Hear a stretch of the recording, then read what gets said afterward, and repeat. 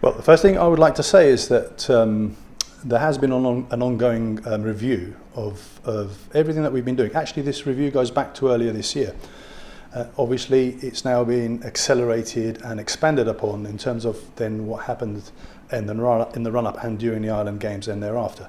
So with that on the side, as we've already said publicly, the Island Games is probably one of the biggest events that Gibraltar's ever staged, and for us, being a support function of the Gibraltar Health Authority in terms of attending public events, it was big for us. So we needed to deploy enough people with the right training and with the correct equipment.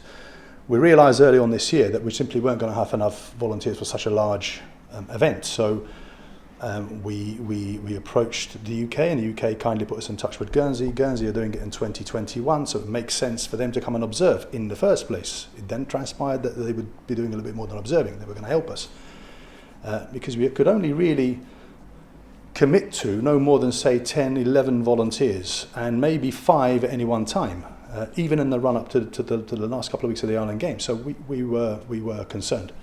They brought 15 people with them. So we thought we'll put the two teams together and we'll run this as a St John's show, but obviously led by us. Now, in the run-up to the week before the Island Games, it became clear in discussions with our stakeholders, the GHA and others, that we weren't fit for purpose. We're not saying that the volunteers were trained. The volunteers were patently trained, but what we couldn't do is prove that they were trained. We didn't have sufficient records of sufficient quality to give people the confidence that what we were going to be doing when deployed was correct. And that's very important. No one wants to go to a doctor that hasn't been practiced as a civilian. It's as simple as it. So what you're saying is that the people who have been volunteering for St John in recent months will have been sufficiently trained. The problem was record keeping. It was record keeping to an extent, and then also some of the training that was being delivered was perhaps not quite right. You know, as you know, in the world that we live in, there's a lot of governance, a lot of compliance. We're not immune to that. Training changes all the time, new techniques come in, and we couldn't, again, be certain that the training that we delivered to our volunteers was actually the most up-to-date training. So once we had that doubt in our minds, we are running a risk, and we don't want to run risks. We certainly don't want to run risks as a board of directors and council members, but more importantly, we don't want to run a risk with the general public. And also the brand of St John, which is hugely important. This is a brand that's been around in Gibraltar for 120 plus years. Do we want to damage that after all this time? No, we don't. So we took the decision, after consulting with our stakeholders, that we would step back from running the Island Games effort from our behalf, and allowing Guernsey, who actually could produce their training certification, could prove also, actually more importantly, that they could run large events organisationally. That's another issue that we had. So it wasn't just training, it was also, can we run a large event with 14 events at any one time, and the lack of volunteers that we had. So we were frankly very concerned, and we were sorry to have to do it, but we did it. We handed it over to Guernsey. We did it. The council agreed with the leadership, and we handed it over. Now, at that stage, what we envisaged was that they would work together. And clearly there were issues, there were personality issues maybe, as would be natural, that relied on a certain amount of leadership on the ground, which again perhaps sometimes was found wanting, and we are where we are now talking about this. But what's important to note is that if you talk to anyone from the Island Games organisation, what St John's delivered during the Island Games was completely fit for purpose, that we played the role perfectly, whether it was our people or Guernsey people or the people together, but we delivered what we had to deliver. And that's important to remember.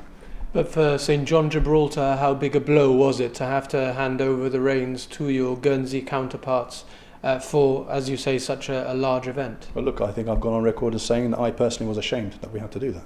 It gives me no pleasure that in my home country I have to tell an outside organisation to take over what our team should have been doing. It gives me no pleasure to do that. But what choice did we have? We had no choice. We simply couldn't run that risk. So no, we're not happy about doing it. But you know, sometimes you have to do things. And what we want to do now is learn from that and move forward quickly so that this doesn't happen again. And I think I mentioned somewhere that my vision is that we consolidate this organisation during next year. And then in 2021, I want to be in a position to be sending a team out to Guernsey to show Guernsey that we can step alongside them and help them in their island games. So that's our vision, that's the vision of the council, and hopefully it'll be the vision of our volunteers.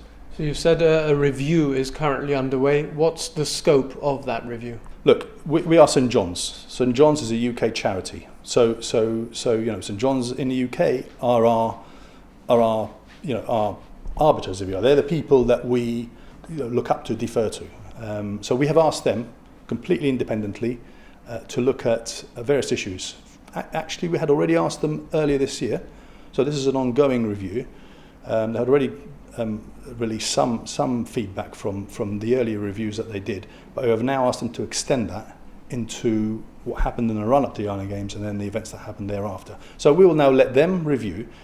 I'm going to make just this point. Everyone that is involved or thinks they're involved that wants to feed back to this review is very welcome to do so. They need to contact us here at St John's, telephone numbers in the book, as they say, and we will give them the details and they can make submissions to the reviewing board in London. We've got nothing to hide, we're completely transparent, we want everything to be brought out and then we want to move on. And we want to move on stronger than ever. The first line on St John Gibraltar's website says that you're highly dependent on dedicated volunteers. Do you fear that this situation might have burnt some of those volunteers' goodwill? Well, I think I'd be foolish to tell you that that's not true. You've seen it in social media and you've seen it in some of the things that have been said. Clearly the volunteers were unhappy. Now, could we have done better as a council? Look, you can always do better. But the reality of this is that the Island Games finished on the Saturday, I can't remember the date, but on the Friday is when our commissioner resigned. We then agreed to meet with the volunteers the following Tuesday. Now, we couldn't meet on the Friday. We're certainly not going to meet Saturday, Sunday, although we could have if they wanted. For some reasons we couldn't meet on the Monday. So the earliest date we could meet was that Tuesday. A meeting was held. Unfortunately, I was away. But there were other members of the council and we made statements, we answered questions. So as far as we were concerned, we communicated sufficiently at that stage. Now, communication is an ongoing thing. We had another meeting earlier this week. Frankly, I have to say, we were disappointed with the turnout. They had another opportunity to come to talk to us, to ask us questions, but they didn't turn up. Now, we're having another meeting on Monday. I will meet people as often and as much as they want, but there is a limit to the amount of time we're going to spend in this phase because we just need to look forward. We have the fair coming up. The fair, I think, starts last week in August, I believe.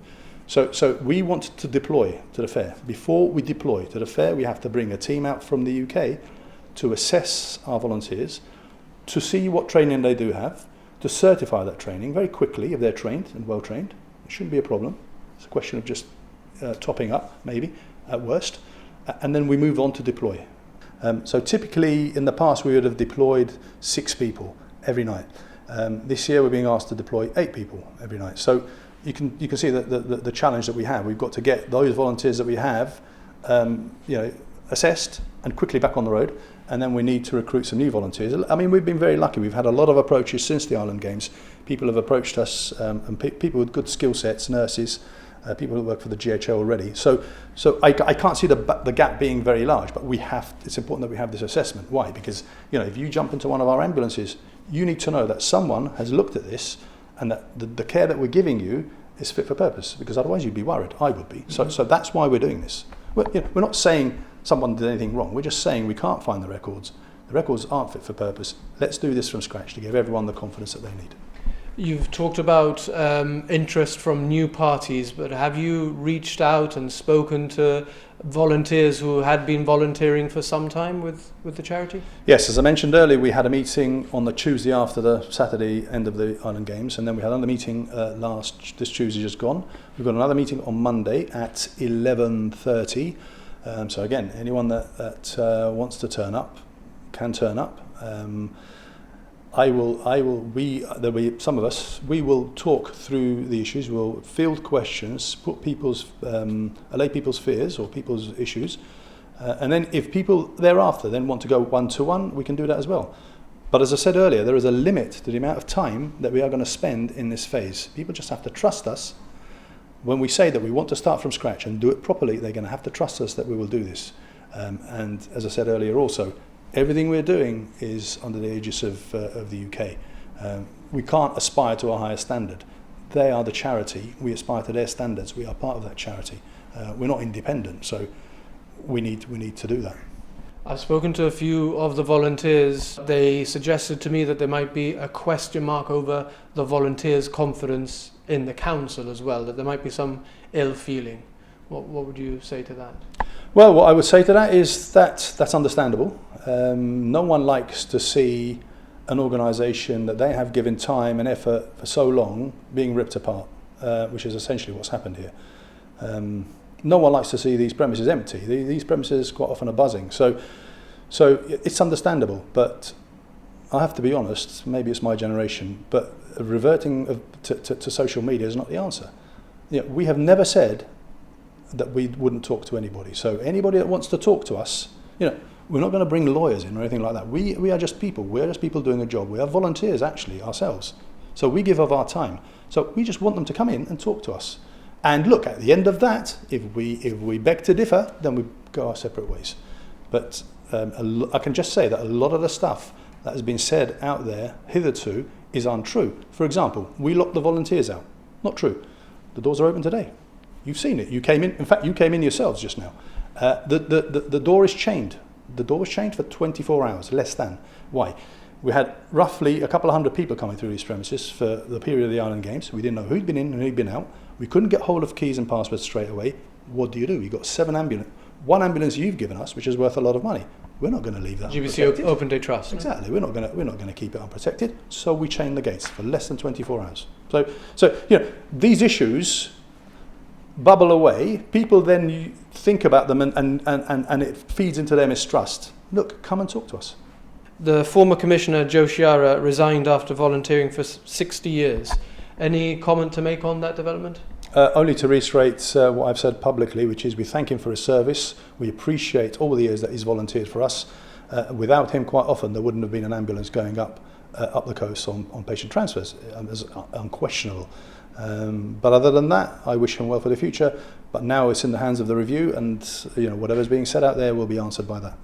Are you looking for a new commissioner? No, not at the moment, but we do need someone to lead this. I'll be honest with you, the term commissioner doesn't actually exist any longer in the UK. So we're looking again at how the UK have structured their ranks and so on, and we're going to try and adopt those. But if you're asking, is there going to be someone else leading this organisation? Well, of course there is, yeah. We can't.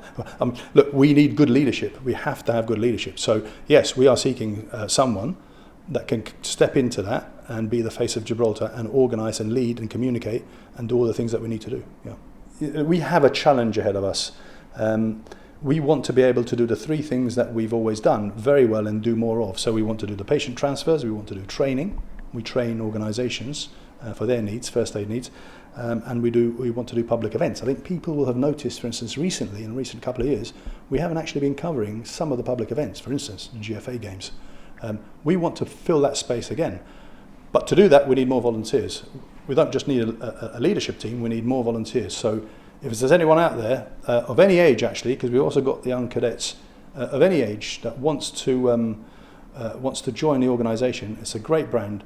And of all the charities, I'll say this, maybe someone will say I'm incorrect, but actually I can't think of too many charities where you end up actually doing things for real. You are dealing with real people out there. You are applying, delivering real-time first aid to real people. It's not a training thing. This is real stuff. So anyone's excited about that, come and see us.